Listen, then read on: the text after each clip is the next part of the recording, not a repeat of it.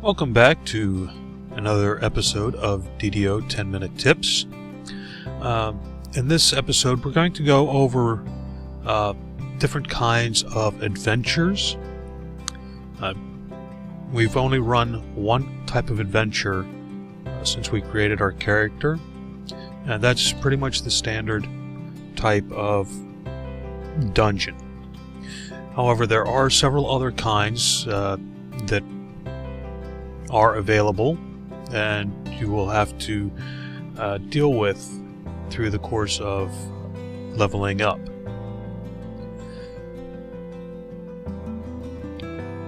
Okay, so we go into our adventure compendium by pressing the letter P as in Paul, and the Adventures tab is what we have run so far.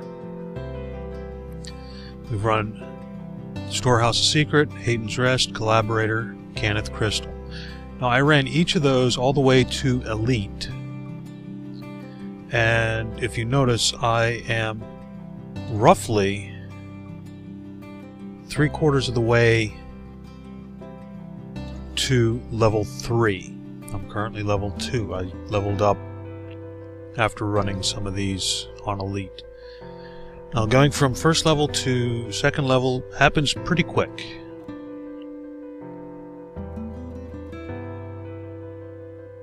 But as you go up in levels, it gets harder and harder and harder. Or it takes more experience points to level up. Now, under Adventures,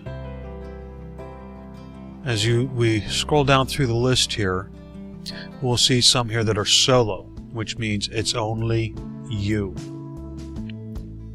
You can't take in any hirelings, you can't have any friends along, no groups.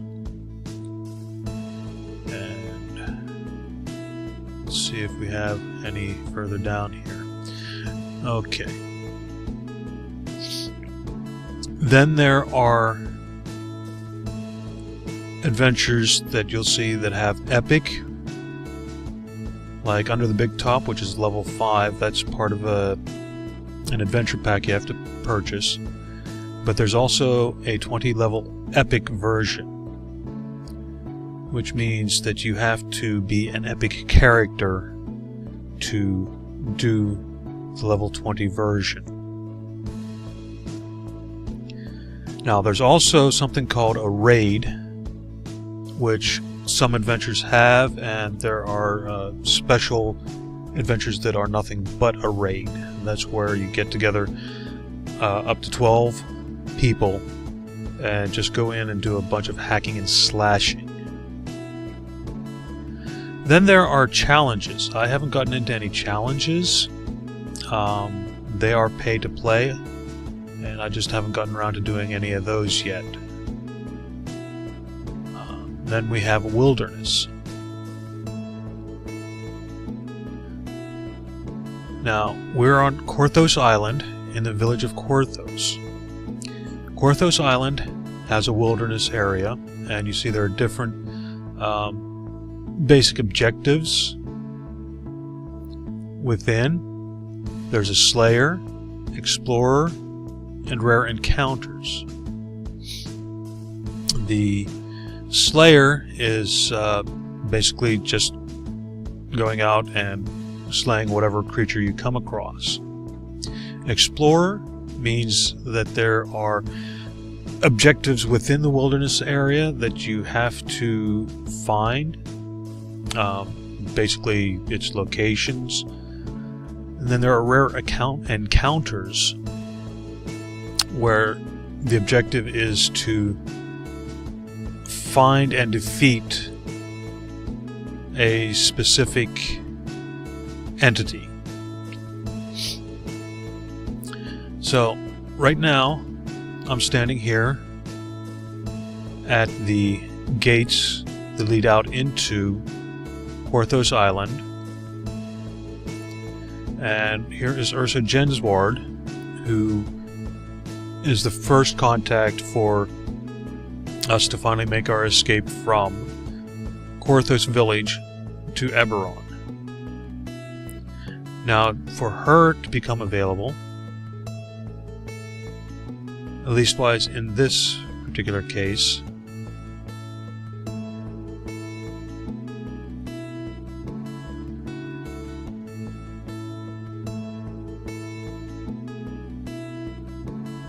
we need to speak with the bar owner. I'm sorry, that confused me a minute. It's been a while since I've run this particular series of adventures.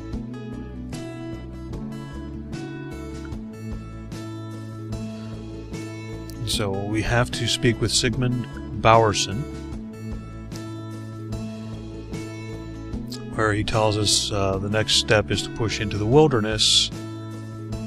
Before we go, certain issues have come to his convention. There's kidnapping of the mayor's daughter. I don't think Sagan. So there's Vicky's store.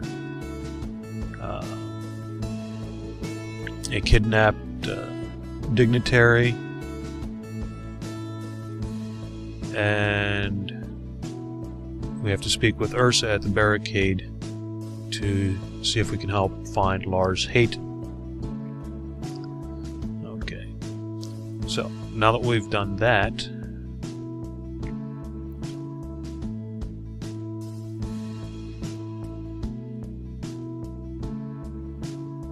there's Vicky's store. He's got a task for us, and we're just going to take it.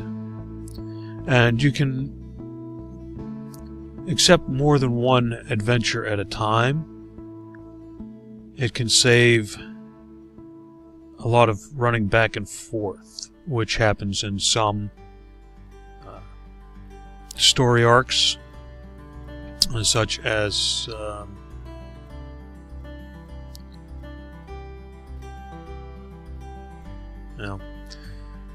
it happens down the road. Okay, so we'll take that on as well. If you're new to Dungeons and Dragons Online, I recommend that you go through and do all the adventures out on the island itself at least once, just to gain the experience, not for just for your character, but for you as into using it. Now, whereas when we started, her chalice was empty, and that meant that we had to complete something else first. The green arrow here at the beginning just indicates a next step. So we speak with Ursa, accept the adventure, and then we head on out. Okay, now, when going into wilderness areas, there is only ever going to be one option, and that's normal. It's not going to matter what your character level is. So don't be surprised whenever you go out and get the Slayer count met, and you go back in and it's still on normal.